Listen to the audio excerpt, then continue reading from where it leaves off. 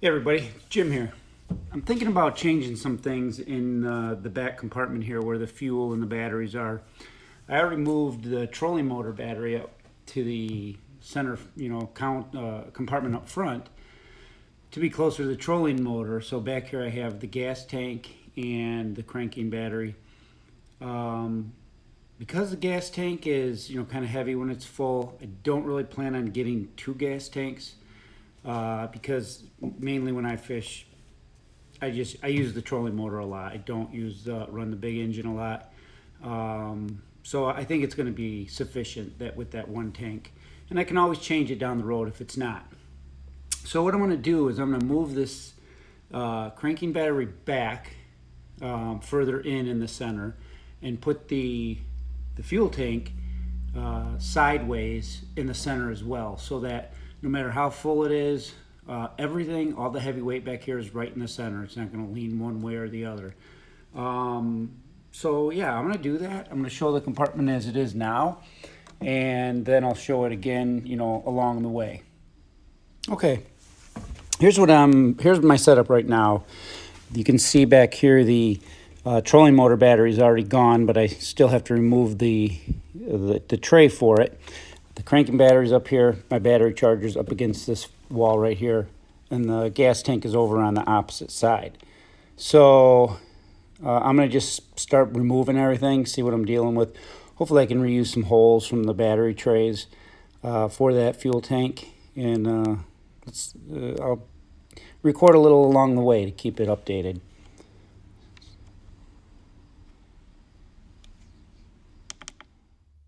Okay, so here's where we're at so far. Both battery trays are out. Here's what they look like, the 27 class and the 24 class tray. And I'll hang on to the 27 because I think I'll probably upgrade this charging battery to, or this cranking battery to a 27 sometime in the near future. But for now, I'm going to leave it to 24. I can always change the tray out. And as far as holes going here, it's right above this. There's all kinds of holes. I could patch them, but that is not even critical to have those holes sealed tight, because that's where the water belongs to run off into right there anywhere. So any water that gets in this compartment, you want to go here. Holes don't matter. So here's where we're at. I just set that battery to the side. So the charger's over there. I'm going to clean up this wiring a little too when I rearrange stuff. And the fuel tank is still in place. I'm going to pull that out right now and take a look at it. So that's where we're at so far. Okay, gas tank is out. Got it up there. And there's where it was. There's little brackets they use to hold the strap on. They're about 12¼ inches apart. And let's see, it looks like, this is directly, I bought this. Looks like they gave me a half tank of gas about. So let's try to find the best place for this battery now.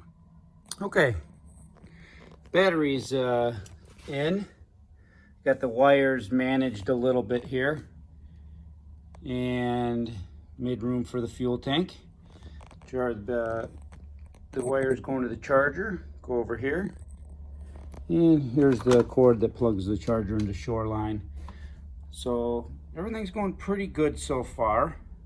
Of course, I put that battery tray on without putting the strap underneath it, so I had to take it off and do it again. I think I did that the last time I put a battery tray on as well. So now I'm going to get that fuel tank in, and looks like we'll be all set. Okay, it's all set. And what I like about this is you can see the whole fuel tank. You can see the fuel gauge just by lifting up the compartment. I don't have to look in there to see where it's at. I put it so that the opening was facing the left side, because all my vehicles, that's what side I get fuel on. Not that it really wouldn't be difficult either way, but I had to choose a way. I had to choose a side, so that's why I chose that side. The wires run very well around it to the battery, And I still have room to throw, you know, some other stuff back here should I need to. So it all went very well, worked out good.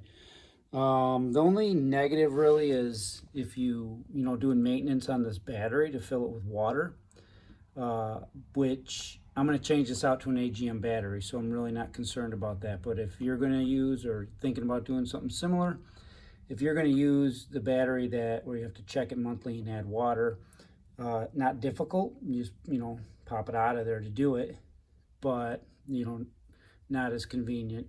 The original trolling motor battery was under there anyway, so not much different than that.